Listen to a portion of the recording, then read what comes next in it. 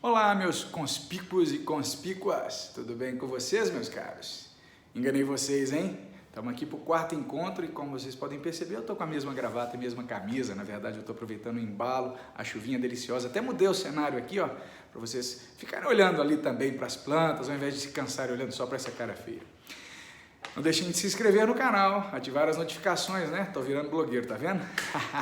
Mas para não ficar de fora de nada, inclusive, para quem se interessa por outras normas de direito, tem uma palestra publicada no nosso canal, foi realizada pela UAB Anápolis, sobre direito eleitoral, as novas regras das eleições para o ano de 2020. É uma palestra extremamente fácil de ser assimilada, com tudo aquilo que pode e não pode, né? Que poderá e não poderá nas eleições, falando de prazos, falando das regras, propagandas proibidas, propagandas permitidas. Então, eu sugiro, viu? Aconselho a dar um pulinho aí no canal e observar aí essa palestra. Ela é longa, 2 horas, mas tem roteirizado item por item, tópico por tópico, tá? Na descrição do vídeo. Então, não deixem de assistir, vale a pena. E dando sequência, claro, a nosso projeto das aulas, né? Nós temos aqui a continuação do capítulo 4 do nosso livro-texto, né? O Gustavo Felipe Barbosa Garcia. Contrato de trabalho, direitos intelectuais e invenções. E aí? Fui contratado para trabalhar e durante aquele expediente criei algo que enriquecerá aquela pessoa que me contratou, aquela empresa que me contratou. De quem é o direito desta invenção? Meu? Do meu empregador? Ou dos dois? Depende, meus caros, depende. A questão do direito intelectual tem 3 tipos de invenção que nós vamos tratar aqui de maneira simples, mas que já dá para ter uma ideia. Temos as invenções de serviço. São aquelas que acontecem quando uma pessoa é contratada para inventar. Eu fui contratado como inventor. E desse estudo sistematizado, né, uso dos equipamentos e dos meios fornecidos por aquela pessoa que me contratou, por aquele empregador, eu cheguei àquela invenção. Exemplo, fui contratado pelo laboratório X e descobri a cura do câncer. Olha só, pensa, além do prêmio, né, do prêmio Nobel, essa empresa estaria rica. Ou será que seria eu? Meus amigos, se eu fui contratado com essa finalidade, nós estamos diante de uma invenção de serviço. Se é uma invenção de serviço, os direitos intelectuais sobre este patrimônio, sobre este bem, são daquele que me contratou e me remunerou para tal. Portanto, do meu empregador, ok? Contudo, se eu, sem qualquer ingerência, sem qualquer vínculo com o meu empregador, nos meus horários vagos, criei algo, pensei, criei, inventei algo, uma coisa nova, totalmente inovadora e que pode gerar boa receita, sem uso dos equipamentos e meios fornecidos pelo empregador, importante isso também. E aí? Esses direitos, é claro, são meus, né? Nós estamos diante da invenção livre, que decorre pura e simplesmente da capacidade criativa do empregado. Por mais que ele esteja empregado de alguém, ele criou aquilo sem a dependência e sem estar sob ordens, né? E, portanto, os direitos são dele e não do empregador. Porém, existe o tipo de invenção intermediário, tá? Que é a mistura desses dois que nós vimos, que trata-se da invenção de empresa. Olha ali, ó, hipótese intermediária, onde o contrato de trabalho não tem o objetivo da criação daquela invenção, mas ela ocorreu. E ocorreu com o uso da estrutura patronal. Ou seja, eu estava ali, contratado pelo laboratório X para desenvolver um remédio, um medicamento para diabetes e no meio daquela atividade acaba que usando os meios, a estrutura daquela empresa, eu acabei descobrindo a cura para o câncer. E aí? Como é que fica essa situação? Segundo a lei de propriedade intelectual, esta invenção ela é chamada de invenção da empresa. O direito intelectual é da empresa, mas a norma regulamentadora prevê que ela deverá remunerar, indenizar aquele empregado, né? Seria uma espécie de participação ao empregado dos resultados daquela invenção, tá ok? Uma indenização, mas quem pode explorar esta criação é o empregador, ok? Pois bem, dando sequência aqui no nosso capítulo de contrato de trabalho, nós temos as indenizações. Percebam aí no livro, grande discussão, né? O Gustavo Felipe, principalmente, né, o que a gente usa como base das nossas aulas, ele aborda com muita profundidade a questão da reforma trabalhista. Por quê? Primeiro, é importante salientar que desde 2004, com a emenda constitucional número 45, tá? Todos aqueles fatos decorrentes da relação de trabalho passaram a ser de competência da Justiça do Trabalho.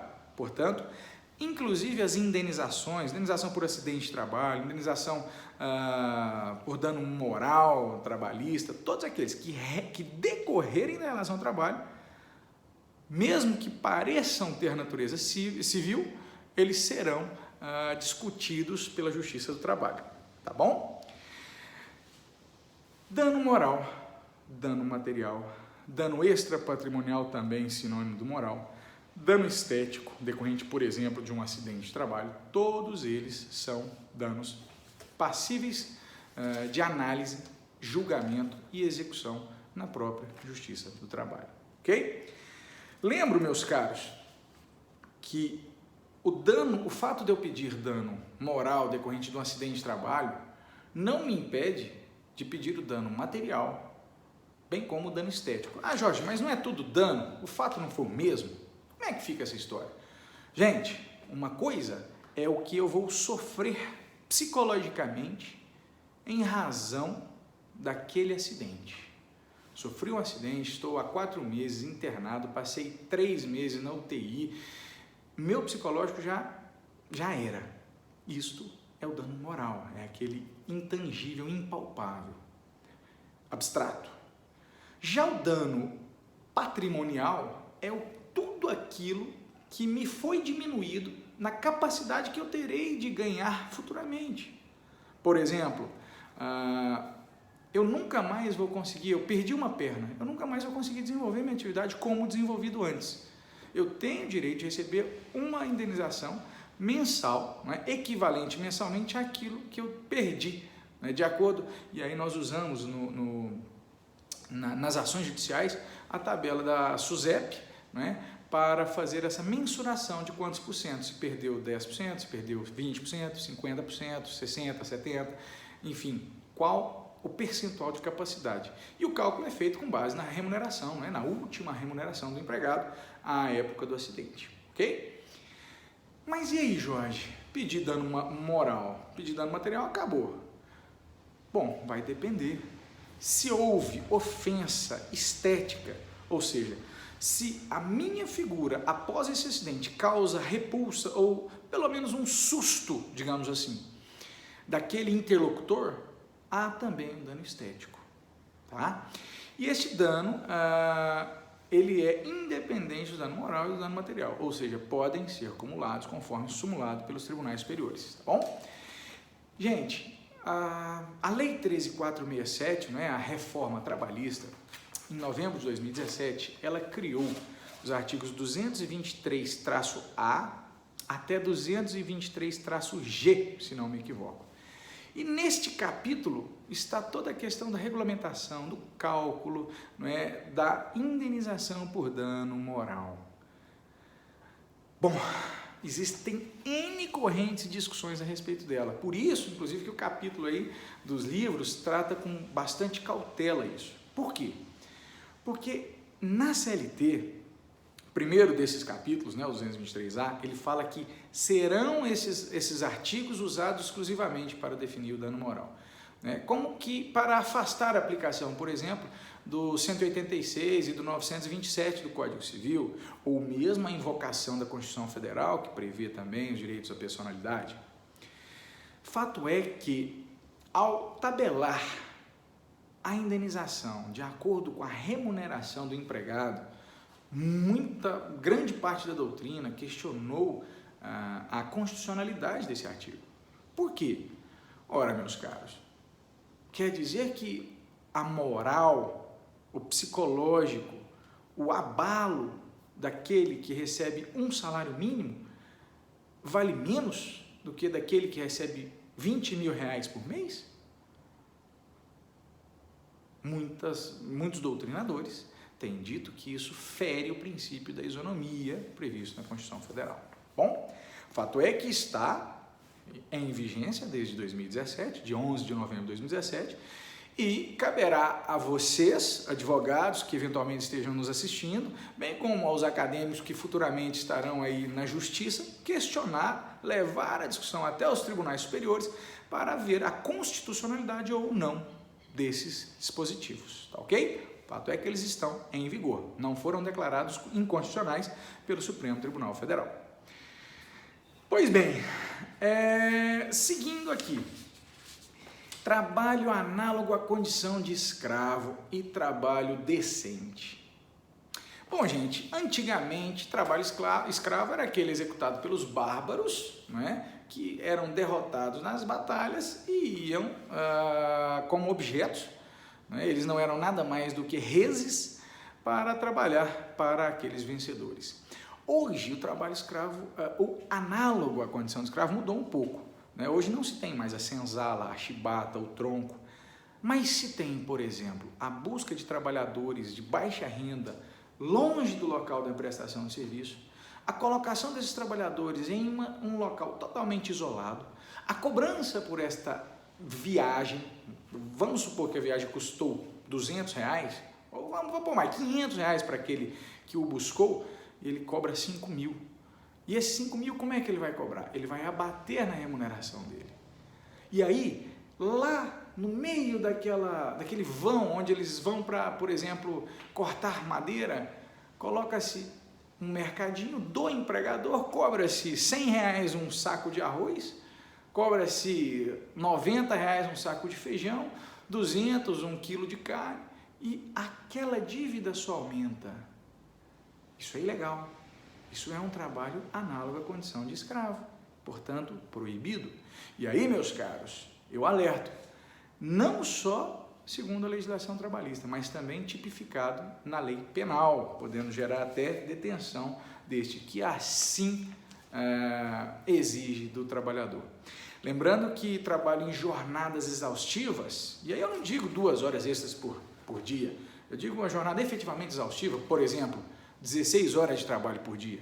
Isso é uma jornada que ninguém consegue desenvolver por tempo razoável. Ela também será considerada trabalho análogo à condição de escravo.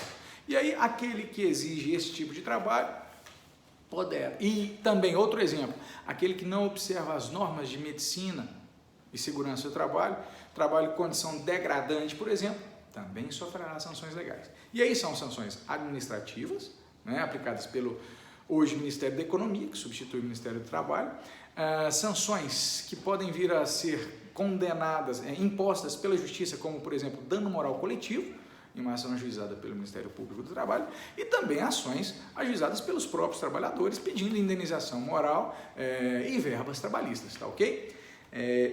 Eu posso aqui usar o exemplo da aula passada. Esse é um tipo de trabalho proibido, tá ok? Por quê? Porque gera, né, produz efeitos.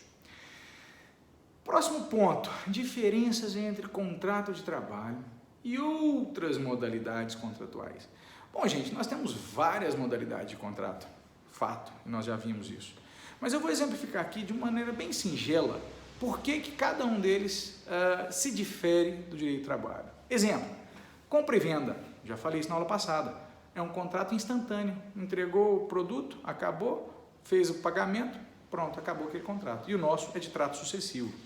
Arrendamento. O contrato de arrendamento pode ser feito entre pessoas jurídicas e o contrato de trabalho tem que ser feito necessariamente com uma pessoa natural.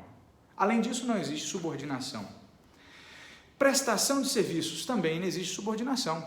É eu, Jorge Henrique, no meu escritório, prestando serviços para quem me contrata. Empresa X me procura, Jorge, eu fui notificado e tenho que apresentar defesa trabalhista nesse caso. eu vou cobrar meus honorários e pronto. Isto é um contrato de prestação de serviços, não é um contrato de trabalho. Empreitada, um contrato de resultado, não é? O empreiteiro, ele promete um resultado para o dono da obra, ou seja, ele não é empregado do dono da obra. Ah, Jorge, mas e se aquela obra não saiu como combinado? Se aquela obra não saiu como combinado, este empreiteiro é obrigado, nos termos da norma de consumidor, a entregar a obra corretamente, e também no Código Civil, tá bom? Contrato de sociedade. Já falamos isso na aula passada, quando falávamos sobre os requisitos do contrato de trabalho. O contrato de sociedade é um contrato no qual as duas partes têm interesses comuns e assumem o risco da atividade. É aquele contrato onde os dois colocam dinheiro e os dois esperam o lucro e dividem o resultado daquele lucro. Ou seja, se não entrar nada, nenhum dos dois recebe nada. Por fim, contrato mandato. O contrato mandato é aquele onde uma parte representa a outra e geralmente não é oneroso, tá bom? Por isso não é considerado um contrato de trabalho. E o contrato com o índio é permitido? Pode ou não? E aí? O que vocês acham? Índio? Bom, meus caros, primeiro que nós não estamos falando do índio que anda de Hilux, que tem Netflix em sua casa, Sky, né, e bate de iPhone por aí, tá?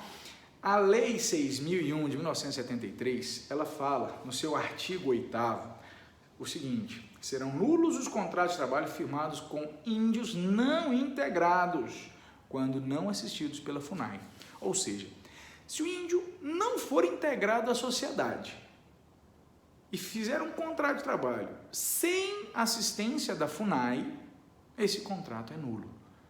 Mas mesmo se ele não for integrado à sociedade, mas a FUNAI acompanhar e assistir esse contrato, ele é válido, tá ok? E essa regra, é claro, não vale para aquele índio já integrado à sociedade, ou seja, esse índio de Hilux e iPhone, tá bom? Contrato de trabalho a prazo determinado, artigo 443 da CLT. Ah, fica invertido aí, né? É claro, eu estou fazendo na tela frontal do meu celular, senão eu não me vejo se está enquadrando. Contrato de trabalho poderá ser acordado tácita ou expressamente, verbal ou por escrito, por prazo determinado ou indeterminado, ou para prestação de trabalho intermitente, inovação trazida pela Lei 13.467. Pois bem, veja só, contrato de trabalho com prazo determinado, portanto, é exceção à regra.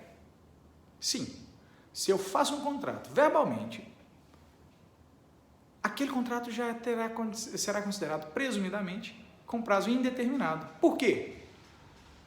Porque a regra é o contrato com continuidade de relação de emprego. Isso é um princípio nosso. Ou seja, não se tem como regra o prazo determinado. Ah, Jorge, mas sempre sou considerado, sempre que eu vou fazer um contrato, a primeira coisa que se faz é um contrato com prazo determinado. Vocês não repararam, não é que chegou gente aqui no escritório, né? Aí a janela está aberta, eu já bati o olho ali. Mas vamos lá. Jorge, sempre sou contratado por 90 dias, para depois eu continuar naquele emprego. Bom, este é o contrato de experiência. O contrato de experiência, percebam que ele é feito de maneira expressa, ou seja, você assina junto com o seu empregador. Por quê? Porque ele é exceção à regra, tal qual os outros contratos. Vejam só, são considerados contratos com prazo determinado aqueles que tenham termo prefixado, ou seja, data para acabar, ou execução de serviços especificados, ou ainda certo acontecimento suscetível de previsão. Estão lá nas alíneas do artigo 443. Vejam só, serviço de natureza transitória é um dos que pode haver contrato com prazo determinado. Exemplo, serviço de natureza transitória, o que você acha? Uma fábrica de chocolates nas vésperas da Páscoa. Nesse caso, nós estamos diante de um contrato com prazo determinado, por causa do serviço de natureza transitória. Outro exemplo, festas natalinas. Quantas e quantas empresas no shopping contratam para as vendas que aumentam no final do ano. Este é um contrato prazo determinado em razão do serviço de natureza transitória.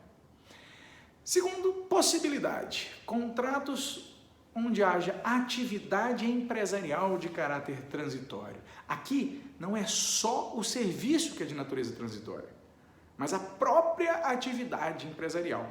Exemplo, uma empresa criada para a venda de souvenir na Copa de 2014. Ai, meu Deus, 7-1, gente. Isso só me traz tristeza. Mas muita gente ganhou dinheiro criando empresas para aqueles serviços que não só o serviço é transitório, mas a própria existência da empresa. A empresa de assessoria na Copa, nas Olimpíadas, evento certo.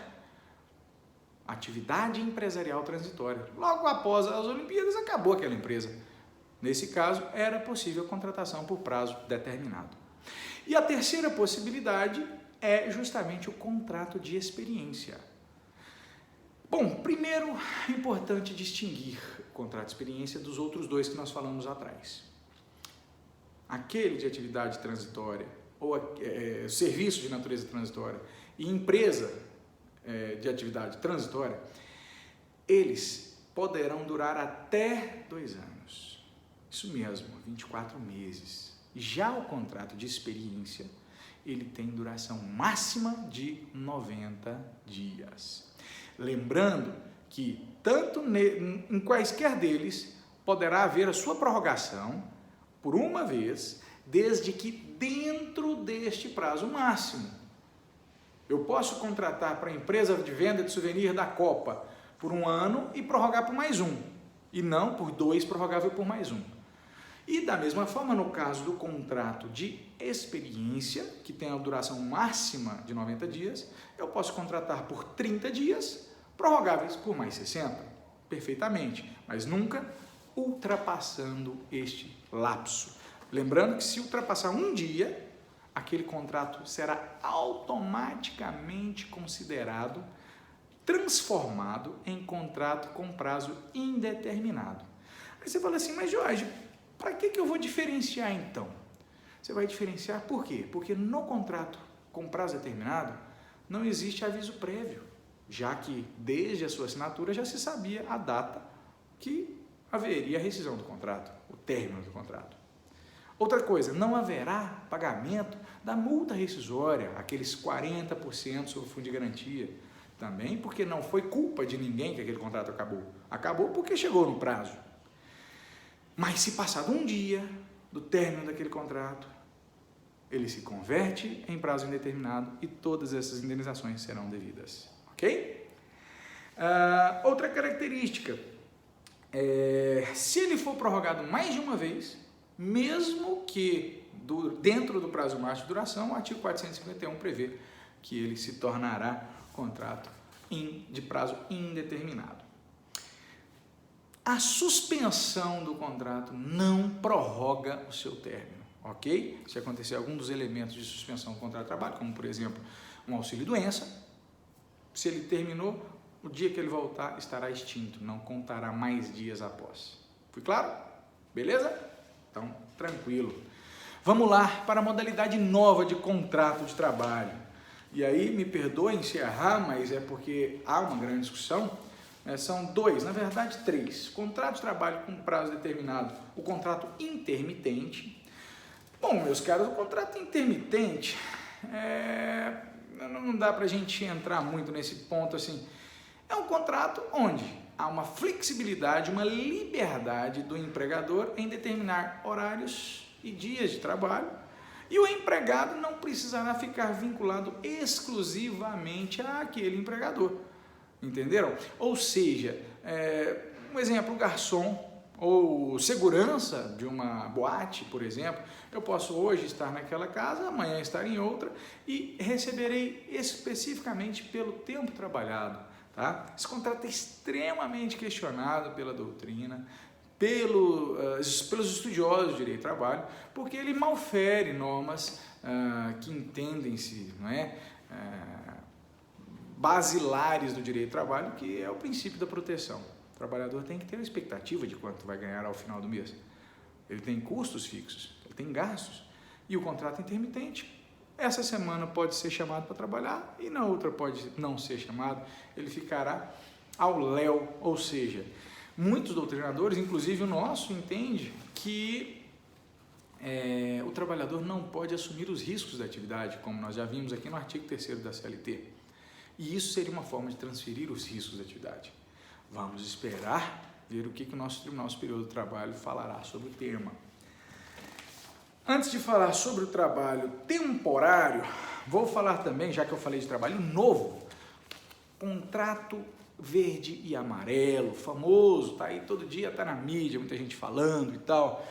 Criado pela MP número 905, de novembro de 2019, o contrato de trabalho verde e amarelo é uma forma que o governo tentou para alavancar o mercado de trabalho, criando novos postos de trabalho.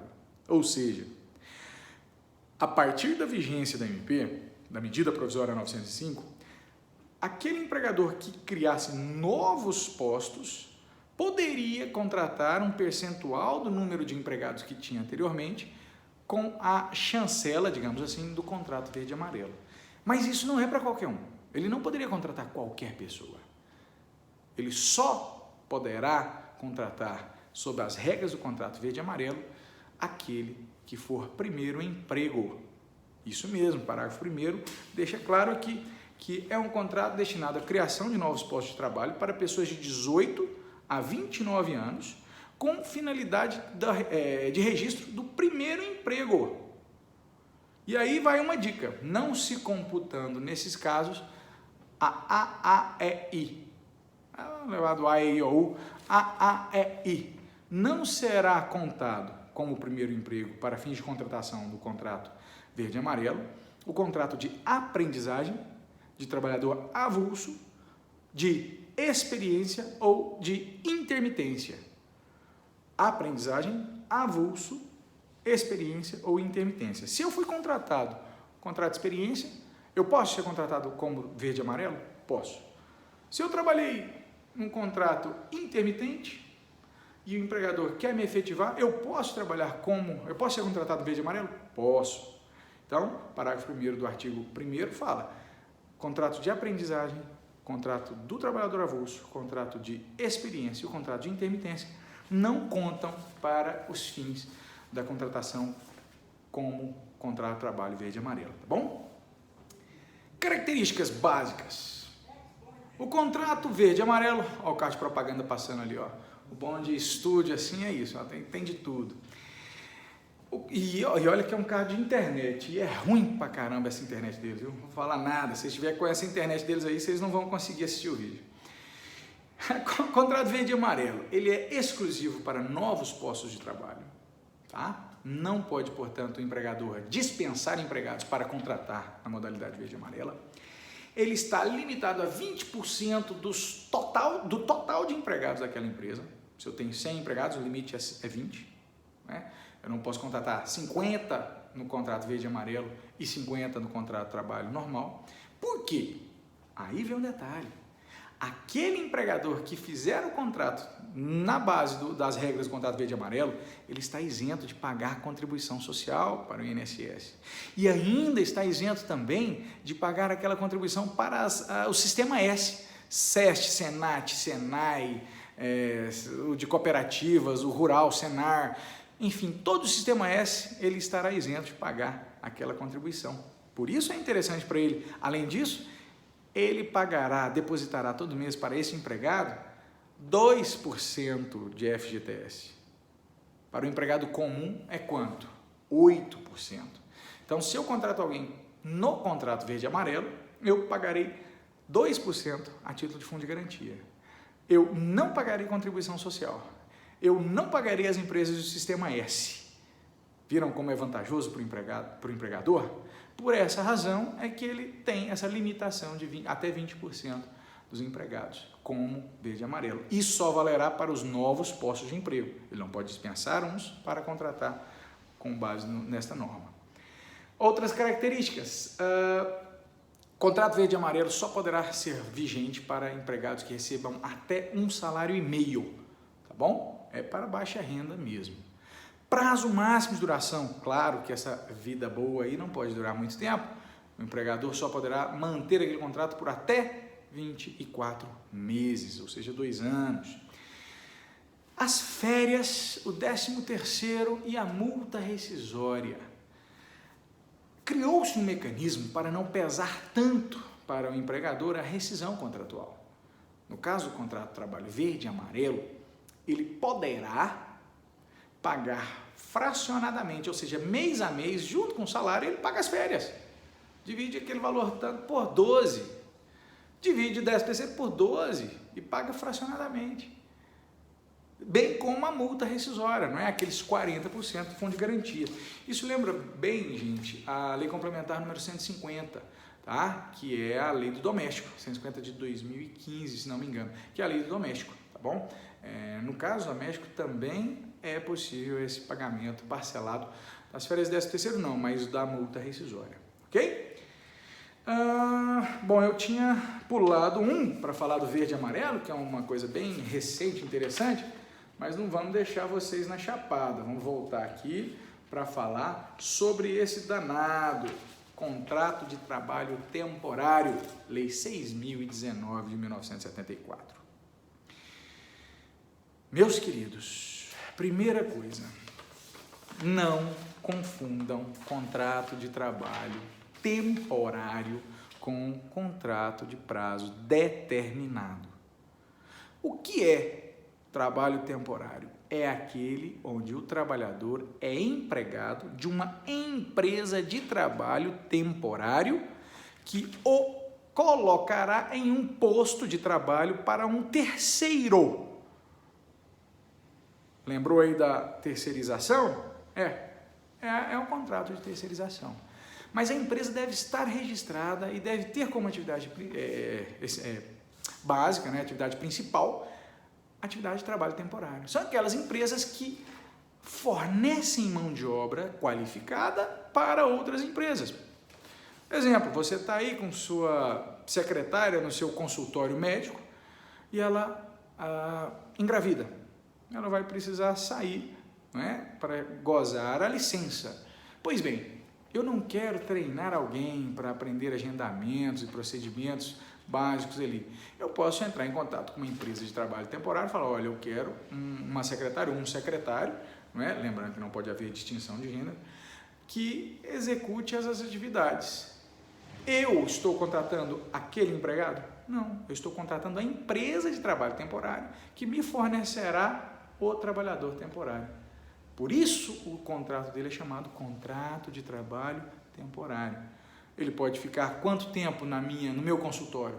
Por 180 dias, prorrogados por mais 90 no máximo. E se passar um dia disso, esta pessoa passa a ser minha empregada, não mais empregada daquela empresa de trabalho temporário, porque extrapolou os prazos legalmente previstos. Característica, portanto, substituição transitória de pessoal permanente ou demanda complementar de serviços. Subordinação direta com o tomador de serviço, ou seja, o empregado é empregado da empresa de trabalho temporário, mas ele obedece a ordem de quem? De quem está recebendo seus serviços. Veja que isso muda um pouco as características do contrato normal de trabalho. Caso de irregularidade, inobservância às normas, esta pessoa passa a ter vínculo direto com aquele tomador de serviços. Não se aplica a esse caso do contrato de trabalho temporário o contrato de experiência. Eu não posso contratar um temporário por experiência. Eles substituirão o empregado regular daquele tomador de serviço no período de férias, ou no período de licença, saúde ou maternidade, lembrando que este trabalhador temporário não poderá ser contratado no caso de substituição de trabalhador em greve. Olha o pessoal indo embora do escritório, está dando a hora já. Não substituirão, portanto, trabalhadores regulares no período de greve, é proibido, ok? Então, o tomador de serviço não pode ir lá na empresa de trabalho temporário e falar assim, olha, eu tenho 20 empregados que estão de greve, eu quero 20 empregados de tal função para ocupar aqueles postos. Não é permitido, proibido. É claro, né? Minaria por completo o direito constitucional à greve, que é a única forma que os empregados têm de pressionar os empregadores para tentar melhorias ou cumprimento de determinadas condições legais.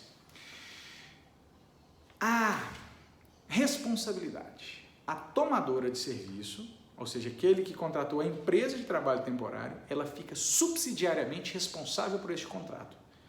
Então, o tomador de serviço ele tem o direito de mensalmente exigir daquela empresa de trabalho temporário os comprovantes de recolhimento fundiário, né, do FGTS, contribuição social, pagamento de salários, fornecimento de EPIs. Por quê? Porque se ela não fiscaliza a empresa de trabalho temporário e aquele empregado busca na justiça um direito e prova que tinha aquele direito, que não foi pago regularmente, essa empresa poderá ser condenada subsidiariamente a quitar essas verbas. Também são asseguradas a esses empregados a remuneração equivalente à dos empregados da mesma função na empresa tomadora de serviço e ainda aqueles direitos sociais assegurados na Constituição Federal, né, no artigo 7º da Constituição Federal, sendo proibido para a empresa de trabalho temporário cobrar quaisquer valores deste empregado pela sua colocação em uma tomadora de serviços. Isso seria agenciamento de trabalho, o que é proibido por lei, tá bom? Então é isso, meus caros, muito prazer em revê-los, tê-los aqui, e no próximo encontro falaremos sobre empregados, quais os tipos de empregados, os tipos de trabalhadores e as características peculiares e inerentes a cada um deles. Forte abraço, meus conspícuos e conspícuas, e até nosso próximo encontro.